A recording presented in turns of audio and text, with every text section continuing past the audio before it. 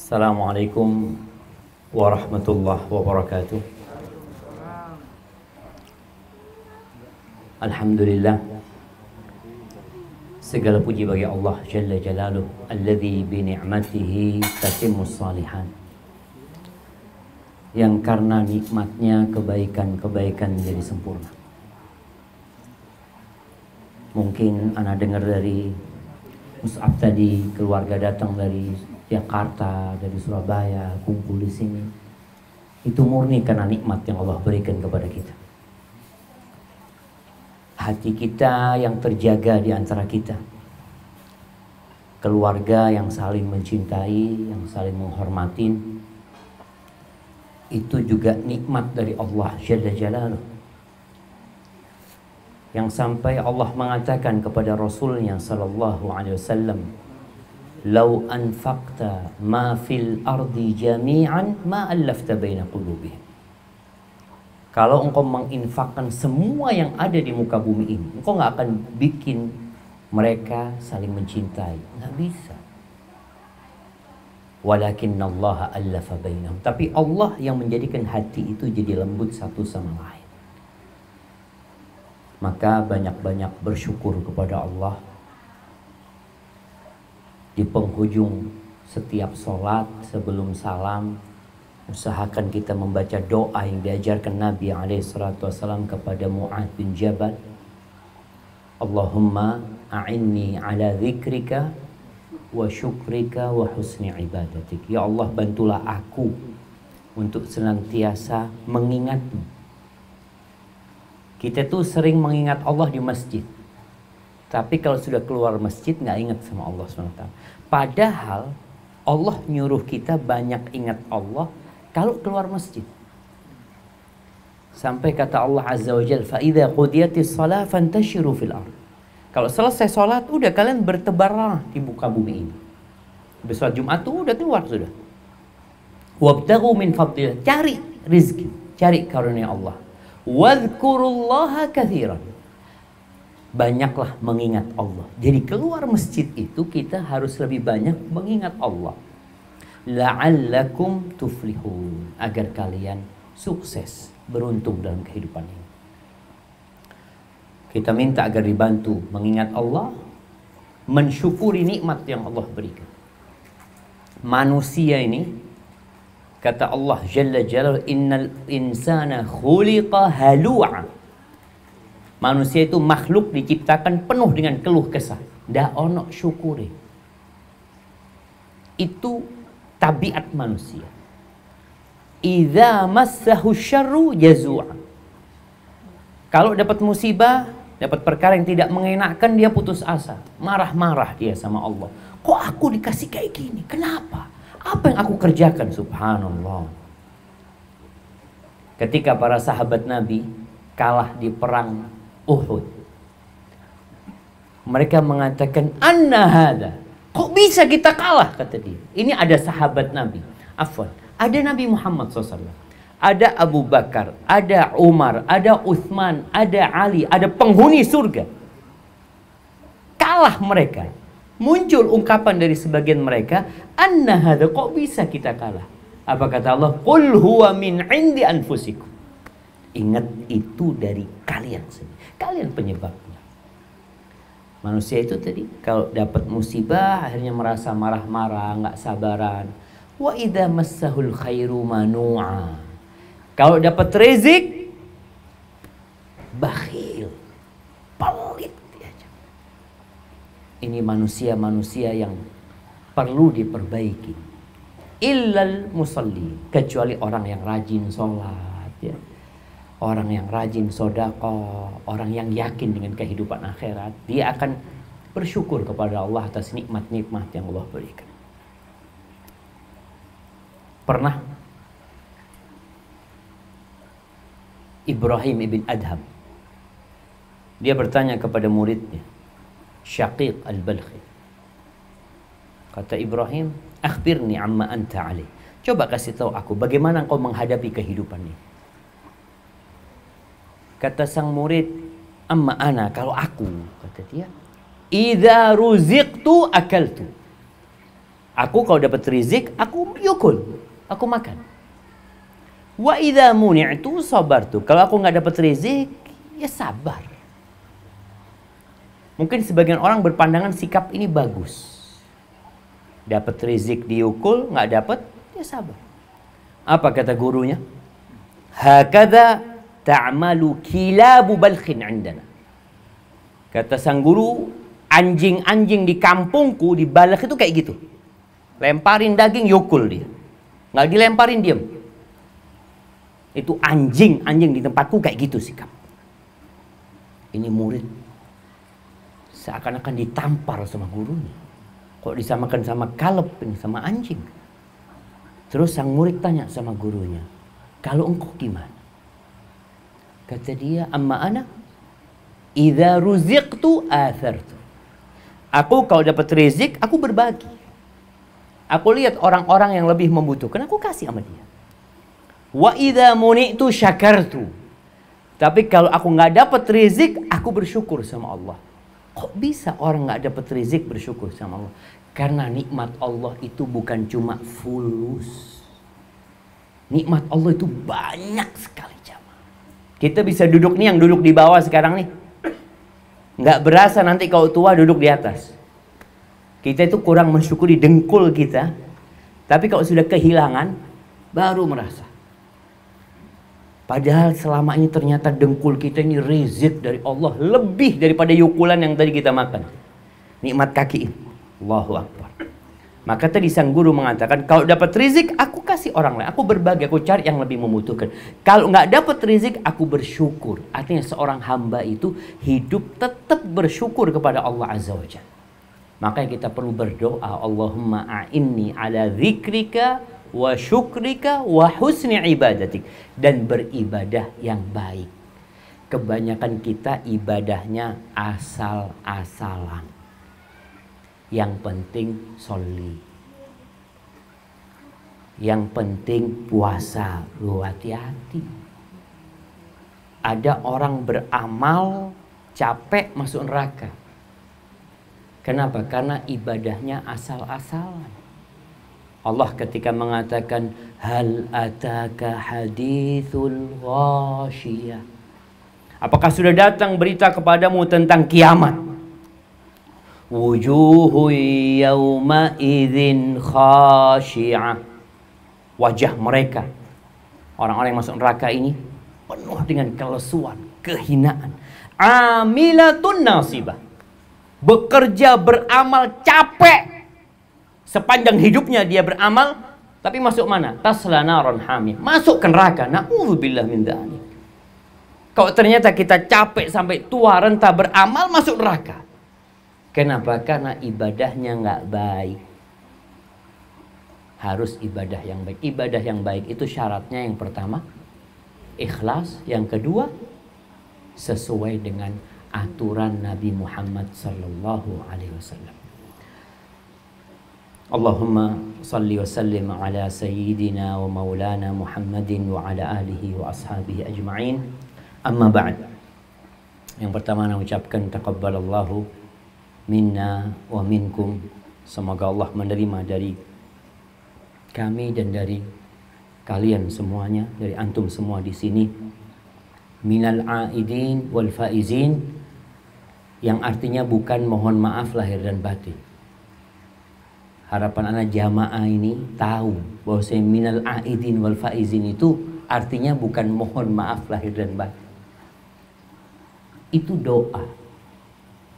Minal aidin, doa supaya engkau menjadi orang-orang yang kembali kepada Allah SWT, atau kembali berbuka dari Idul Fitr. Wal faizin dari fauz. Semoga termasuk orang-orang yang sukses. Jadi setelah berpuasa sebulan penuh, didoakan semoga diterima amalannya. Haibati fillah, karena kita selesai Ramadan, sebagian mungkin merasa diterima Ramadan. Belum tentu diterima. Oleh karena itu kalau kita lihat ya, kita ini perlu membaca sejarah. Karena dalam sejarah itu ada majdul Islam. Kejayaan Islam itu di sejarah. Kalau sekarang Anak-anak muda banyak nonton drakor. Hah? Iya. Masya Allah. Mereka sibuk dengan dana drakor. Ini sejarahnya siapa yang dilihat?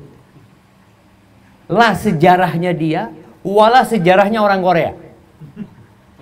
Kalau kita membaca sejarahnya Korea, mungkin kita dapat manfaat. Bagaimana mereka berjuang, bagaimana mereka membangun negeri mereka, mungkin kita masih dapat manfaat di situ. Tapi yang dibaca ini harat-haratannya orang Korea. Semua cerita bohong, kita sampai nangis-nangis, sudah harim-harim nangis. Kenapa ini? Kenapa nangis? Ada. Apanya nangis? Dibohongin nangis. Na'udzubillah min dzalik. Maka kita perlu membaca sejarah. Bagaimana para salafus soleh 6 bulan sebelum Ramadan doanya itu Allahumma balighna Ramadan. 6 bulan sebelum Ramadan doanya Allah sampaikan kami ke bulan Ramadan. 6 bulan selanjutnya nih di bulan Syawal doa mereka apa? Allahumma taqabbal minna Ramadan. Ya Allah terima dari kami Ramadan kami. Karena belum tentu puasa kita diterima kemarin. Belum tentu sholat tarawih kita diterima. Belum tentu zakat kita diterima. Nabi Ibrahim alaihissalam ketika membangun Ka'bah bersama putranya Ismail, doanya apa?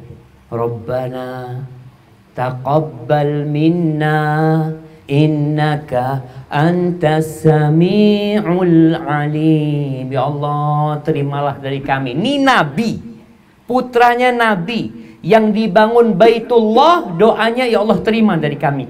Ada ketakutan, ada kekhawatiran tidak diterima. Kita sudah amalnya asal-asalan, merasa diterima. Kita perlu takut. Jangan sampai Ramadan kita, capek kita, hilang kemudian. Maka pada kesempatan kali ini, saya ingin menjelaskan beberapa amalan yang menyebabkan pahala kita hilang. Supaya kita lebih berhati-hati setelah Ramadan ini. Dalam hadis Abu Hurairah radhiyallahu anhu yang diriwayatkan Imam Muslim, Rasulullah sallallahu alaihi wasallam sebagai seorang murabbi, beliau itu guru yang paling teladan alaihi salatu wassalam. Kita kalau baca tentang Nabi alaihi salatu wassalam bagaimana mendidik para sahabatnya, Allahu akbar. Beliau pernah bertanya kepada mereka, hal tadruna manil muflis? Kalian tahu nggak siapa orang yang bangkrut? Siapa orang yang bangkrut? Para sahabat menjawab sesuai dengan ilmu mereka. Mereka mengatakan al-muflisu fina man la dirhama lahu wala mata'. Orang yang bangkrut, orang yang pailit itu kalau di antara kita adalah orang yang nggak punya cash, nggak punya aset. Bangkrut sudah. Jadi uang juga nggak punya, aset juga nggak ada bangkrut. Oh gitu. Lalu Nabi menjelaskan kepada mereka, walakinnal muflisa min ummati. Tapi orang yang bangkrut dari kalangan umatku, man ya'ti yaumal qiyamah. Mereka adalah orang-orang yang datang pada hari kiamat bi salatin wa zakatin wa siyamin. Mereka datang membawa pahala sholat. Ini orang baik.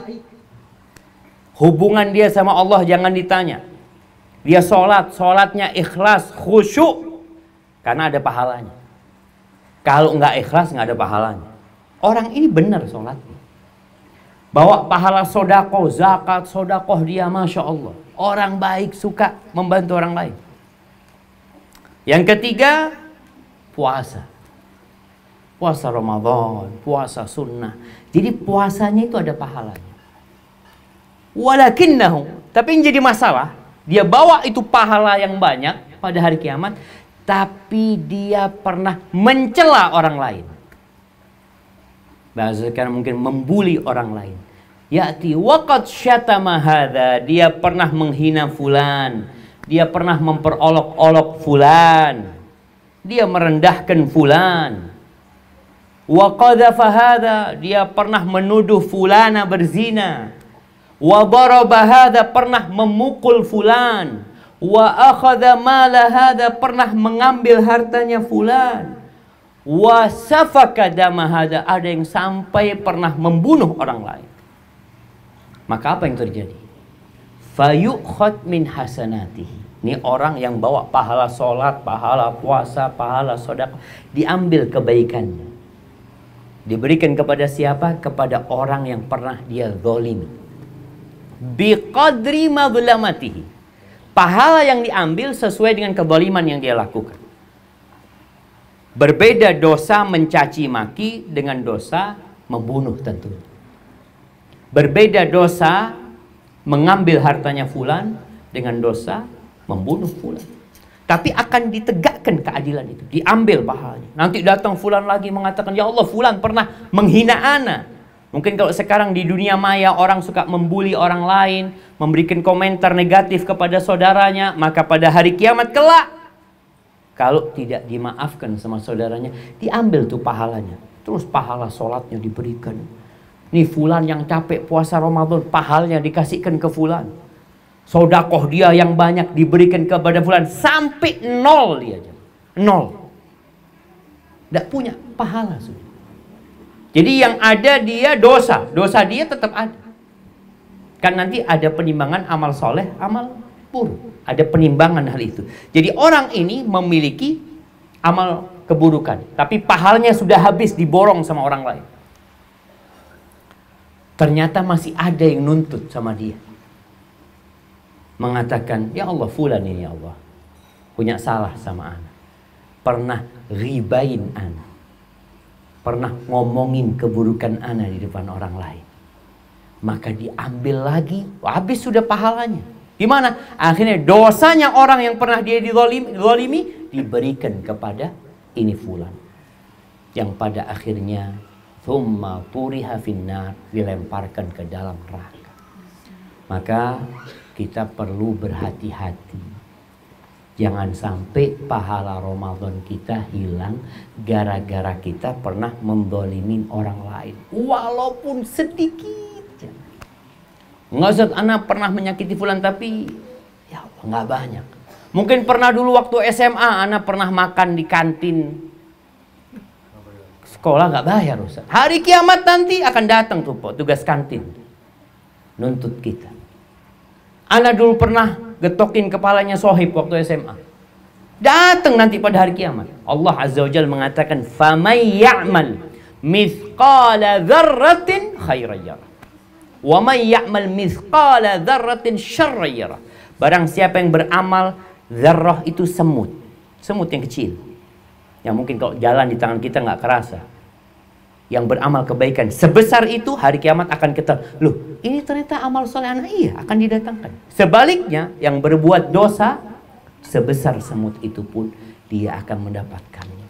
Maka ahibati fillah, kita perlu berhati-hati menjaga amalan kita. Jangan sibuk beramal tapi lupa menjaga amalannya. Akhirnya dikasihkan ke orang amalannya. Ini buat yang perempuan. Dalam hadis Abu Hurairah, ada yang bertanya kepada Nabi SAW, ya Rasulullah, fulana, ada fulana ini, seorang perempuan, taqumul lail wa tasumun nahar wa tatasaddaq. Dia itu sholat malam, sholatnya bukan yang 5 waktu.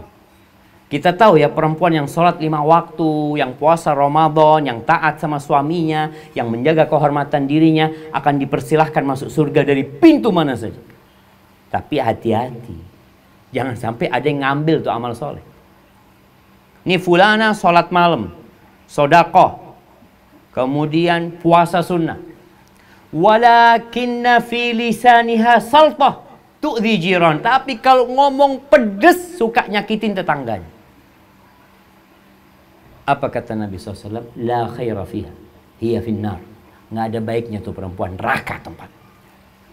Mana sholat malamnya, mana sodakohnya, mana puasanya? Ya nanti pada hari kiamat itu semua diberikan kepada orang-orang yang pernah dia sakiti. Gimana kalau ini disakiti tetangganya sendiri, yang padahal kita diperintahkan untuk menghormati tetangga. Terus ditanya tentang ada fulana, ada orang lain Dia itu ya sholatnya biasa, puasanya biasa, tapi dia baik sama tetangganya. Apa kata Nabi SAW? Hiya fil jannah. Dia di surga. Maka usahakan setelah Ramadan ini kita lihat, apakah kita punya masalah sama tetangga kita? Apakah kita punya masalah sama sohib kita? Atau sama siapapun? Kalau punya masalah, kata Nabi SAW, falyatahallal minhul yawm. Hari ini minta dihalalkan. Anak kayaknya pernah dulu, anggaplah, ya kalau yang sudah tua-tua mungkin enggak, yang muda-muda dulu kita, Masya Allah, jangan suka ganggu orang lain. Kalau dikatakan pernah makan di kantin, enggak bayar, ya seperti itu, minta dihalalkan. Kalau perlu datang kepada dia, datang, bayar. Ana dulu pernah makan gorengan nggak bayar di sini, katanya. Bayar hari ini. Minta. Kalau kita pernah nyakitin fulan, pernah mukul fulan, datengin dia. Kalau dia enggak, ana nggak halal, ana akan tuntut antum pada hari kiamat. Itu hak dia. Dia menuntut hak dia. Maka kadang-kala kita perlu nyogok dia. Ayolah, maafkan ana. Enggak, udahlah nih, kontak motor ana buat antum. Antum ambil, yang penting maafkan ana. Kata Nabi SAW, nanti pada hari kiamat, yauma la yanfa'u malun wala banun. Hari tidak berguna, harta nggak berguna. Anak-anak kita mau nolongin orang tuanya nggak berguna. Illa man atallah biqalbin salim. Kecuali yang datang menjumpai Allah dengan hati yang selamat.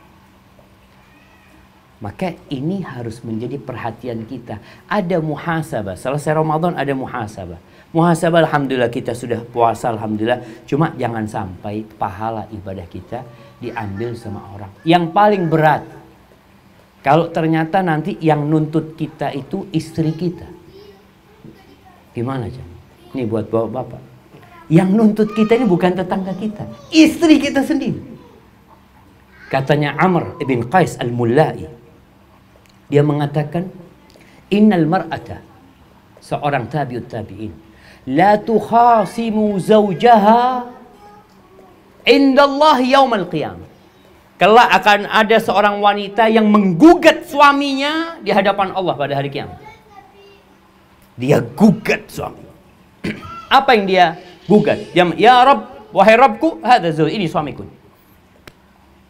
La yu'allimuni wa la yu'addibuni. Innama ya'tini bi khubzis suq. Nih suamiku nggak pernah ngajarin aku, nggak pernah mendidikku, nggak pernah mengenalkan aku kepadamu, ya Allah. Kerja dia cuma bawa roti dari pasar. Bas cuma memberikan sandang, pangan, papan kepada istrinya. Lupa dengan kewajiban terbesar seorang suami yang kata Allah, ya ayyuhalladzina amanu qu anfusakum wa ahlikum nara. Wahai orang-orang beriman, jagalah diri kalian, keluarga kalian, istri kalian, anak kalian dari api neraka. Maka jangan sampai yang nuntut kita itu pasangan hidup kita sendiri. Kadangkala seorang suami, dia, ya Masya Allah, dia menuntut haknya, istrinya suruh mengerjakan kewajiban-kewajiban dia, tapi dia sendiri tidak melaksanakan kewajiban-kewajiban dia. Maka jangan sampai itu terjadi. Apalagi ya nggak lama kita hidup di dunia. Rumah yang dibangun akan ditinggalkan, mobil yang dimiliki akan ditinggalkan. Kita akan hanya bersama amal kita. Ya apa kalau amal kita ternyata diambil orang lain? Habis kita. Hadza wallahu a'lam bishawab, itu yang bisa Anda sampaikan. Kurang lebihnya mohon maaf.